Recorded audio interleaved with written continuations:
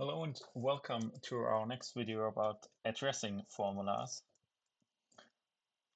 So formulas you need to use if you want to do something within the Excel spreadsheet based on rows and columns and all that stuff.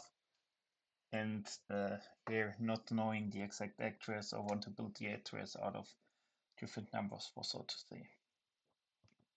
So with the row function, you returns the row number of a reference either by writing in equals row and then the address directly, or inside that cell you reference them. For example, C10 outputs 10, or if you write in equal row open bracket close brackets, it will return the current row where the formula is in. Column does the same thing, but instead of a row number, it returns the column number.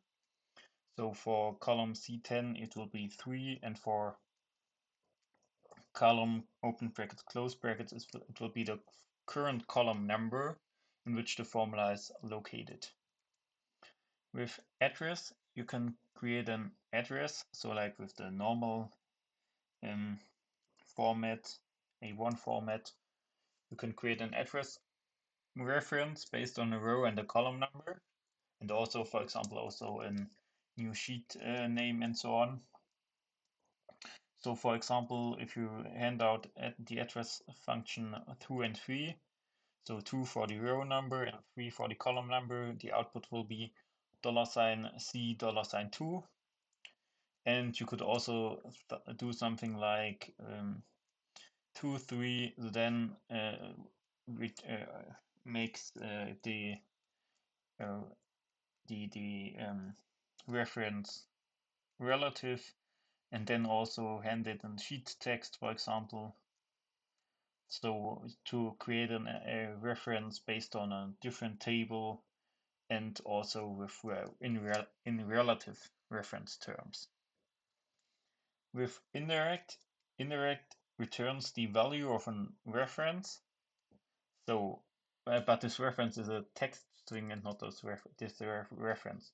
For example, if you combine address and indirect, address will hand out C2, so this reference here, and then the indirect function outputs the value that is in cell C2.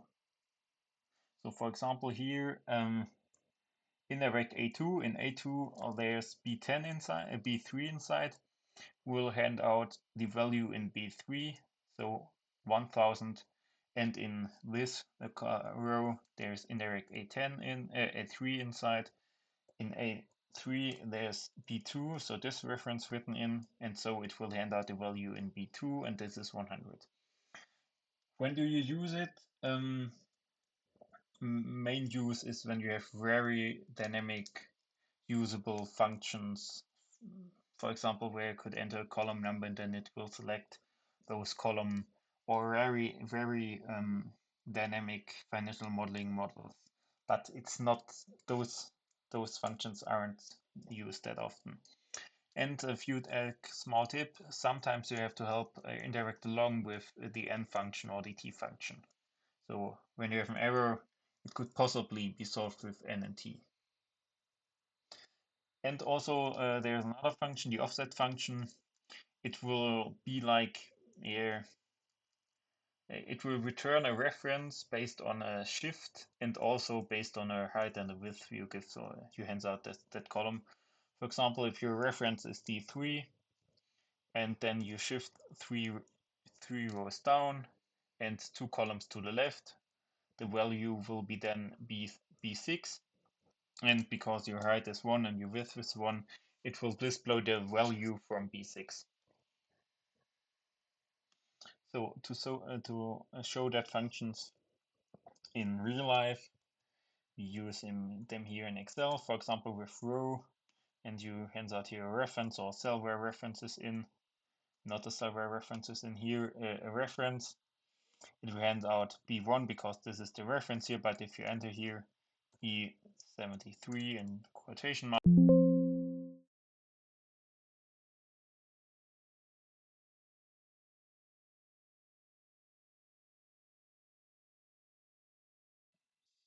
Now we're back on track. I had some audio issues here. So if you hand out here E73, it will hand out the row of E73. So column number of AG37 will hand out 33 because AG is the 33rd column. Then you can build an address based on this row number and this column number. And you know this address will be absolute, but if you can also make it relative. Indirect of this value will hand out the value in A1. So row and indirect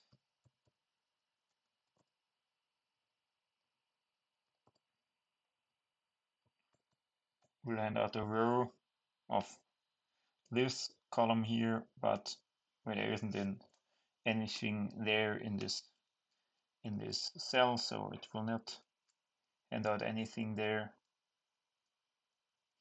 And offset of A1,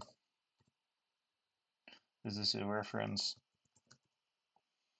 will hand out 0 because you need to have an indirect there, or use indirect and this one, and then it will hand out this value here, but you could also make something over 2 rows, for example.